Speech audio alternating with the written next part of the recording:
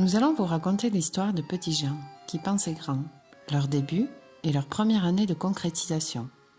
Il était une fois, en 2022, 4 utopistes. Ils rêvaient de changer le monde, ils rêvaient de permaculture sociale. Oui, ils faisaient partie de ces gens qui ont de grandes idées, on pourrait dire des visionnaires. Mais ils souhaitaient commencer petit, à échelle humaine. On ne devient pas les Rolling Stones en un jour. Ils voulaient tisser du lien entre les gens, donner du sens au petit quotidien de chacun, amener de la joie et de l'optimisme, donner un sens au collectif, au groupe. Pour cela, il leur fallait se donner un nom. Ils commencèrent à penser aux grands noms. Ulysse, Artémis, Ariane. Mais c'était pas assez simple, populaire, à leur image. Alors ils réfléchirent à partir d'eux, leurs utopies, les choses qu'ils aiment. Le clown, la rencontre, le minotaure, la table, la nature, le doré, la paille. Ça y est, ils avaient trouvé la paillasse. Une fois leur nom trouvé, la paillasse se mit en quête d'un lieu et se souvint d'un petit théâtre dans un village français, en Lozère, Larentelle. Une histoire d'araignée qui tisse une toile, qui crée du lien. C'était ça. Alors, elle entreprit le voyage, avec dans ses bagages un projet bien défini. Faire de ce lieu un tiers-lieu artistique. Créer une gouvernance partagée en coopérative. Ce lieu aurait 3 espaces. Le théâtre, le café, l'atelier Beaux-Arts. Elle allait développer 3 domaines d'activité, la diffusion, les spectacles, les expositions, l'école des arts, les stages, les ateliers et la rencontre, le café associatif. Il lui faudrait aussi acheter le lieu, mais chaque chose en son temps. D'abord, plier bagages, direction Lozère, A75 à remonter, passer Millau, le virage à droite, Mende, ça y est, la nationale 88 à perte de vue, les forêts de sapins, la neige, le froid, un territoire vaste et étendu, les villages loin les uns des autres. C'était là, Saint-Flour de Mercoire, Larentelle. Une fois arrivée, elle a passé quelques mois à aller à la rencontre des habitants, les associations, les institutions, pour raconter son projet de tiers-lieu artistique, trouver de l'adhésion, inviter les gens à la rejoindre. Puis, elle a débuté l'année 2023 avec une crémaillère. Elle s'est présentée, a fait danser les gens en plein hiver, essayé de réveiller l'envie de chacun. C'était un pari réussi. Les habitants se sont déplacés, un peu intrigués par cette paillasse. Qui était-elle ? Certains l'ont rejoint et souhaitaient participer à l'aventure. La paillasse a grandi, au moins doublé, dira-t-on. Les mois se sont enchaînés, le rude hiver, les habitants en hibernation, le printemps, les activités foisonnantes de toutes parts, les gens occupés, avec leurs habitudes, et la difficulté de faire un pas de côté parfois. La paillasse, convaincue de la nécessité de se fédérer et de laisser le temps à chacun de l'appréhender, a continué son chemin. Elle a convié des artistes en résidence pour développer leur travail créatif, offert des spectacles et fait des ateliers avec les enfants. Elle a accueilli 10 compagnies durant toute l'année, des clowns, des musiciens de jazz, chansons françaises, contemporains, circassiens, des marionnettistes italiennes, des flamencas, olé. En parallèle, elle a répondu favorable à tout plein d'artistes qui souhaitaient participer au projet et produire leurs spectacles.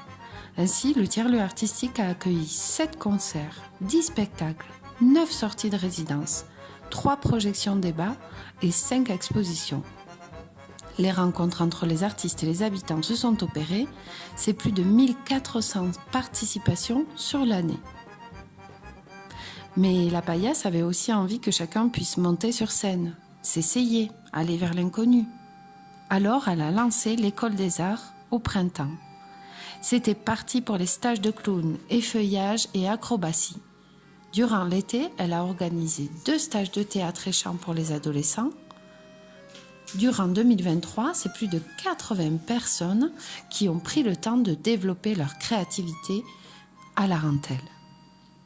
Toutes ces personnes se sont également retrouvées autour de la paillasse, la table, la rencontre, le café associatif. C'était des soupes tous les vendredis, des pots de l'amitié, des danses endiablées, des échanges parents-enfants, des dessins en coin de paillasse, des aquarelles au mur. Plus de 25 retrouvailles quotidiennes en 2023, auxquelles se sont ajoutés l'accueil d'été. Le café associatif ouvert aux marcheurs et marcheuses du Stevenson. La paillasse a entendu des récits de la France entière, mais aussi outre-mer. On lui a raconté comment la Lozère était belle, vaste, avec différents contrastes. Un café qui a eu l'intérêt de créer la rencontre, penser de nouveaux projets et favoriser des partenariats. La paillasse souhaitait toujours développer son idée de coopérative. Elle ne voulait pas animer toutes les activités du tiers-lieu toute seule. Elle est partie à la recherche de gens un peu comme elle. Elle propose à la salle de théâtre en prêt à différentes associations qui l'acceptèrent. La Batucada, l'école, l'Air mine de rien, le réel, des artistes, la bibliothèque de Langogne. Elle créa des rencontres entre acteurs, des temps d'échange entre acteurs culturels du territoire, 4 au total. C'est là qu'elle comprit. Elle comprit qu'il existait une envie collective de créer des choses à plusieurs, sur le territoire, des idées d'itinérance, de cabaret, de camions à frites, mais aussi que tout le monde était très occupé dans une frénésie générale d'activités. Alors la paillasse sut qu'il allait falloir du temps pour que chacun trouve du temps, pour prendre le temps de la rencontre, pour aller vers les habitants et pour créer des liens de confiance. Paris ne s'est pas fait en un jour. Alors, la paillasse se rappela une autre de ses missions, acheter le lieu, la rentelle. Les propriétaires attendaient une réponse, ils voulaient la vendre, cette araignée. Elle lança une campagne de dons pour fédérer un maximum de personnes autour du lieu et du projet.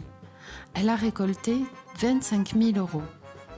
Aussi, elle se dit qu'elle ne voulait pas posséder ce lieu pour elle toute seule. Elle rêvait de collectif. Et puis, que se passerait-il le jour où elle aurait d'autres rêves et d'autres envies ? Il lui fallait motiver d'autres personnes pour que ce ne soit pas que son affaire. Elle trouva 1, 2, 3, puis 10 personnes. Ensemble, ils créèrent La Baraque, un fonds de dotation d'intérêt général. Lui, il garantira la pérennité et favorisera l'égal accès à la culture pour tous les citoyens et citoyennes. C'est là que commença l'histoire de La Baraque, nouvel acheteur de La Rentelle. Mais ça, c'est l'histoire dans l'histoire. Revenons à nos moutons. La paillasse a donc fait son bilan, les différents projets ont fonctionné, ont trouvé de l'adhésion, beaucoup de personnes se sont jointes au rêve et que ça continue.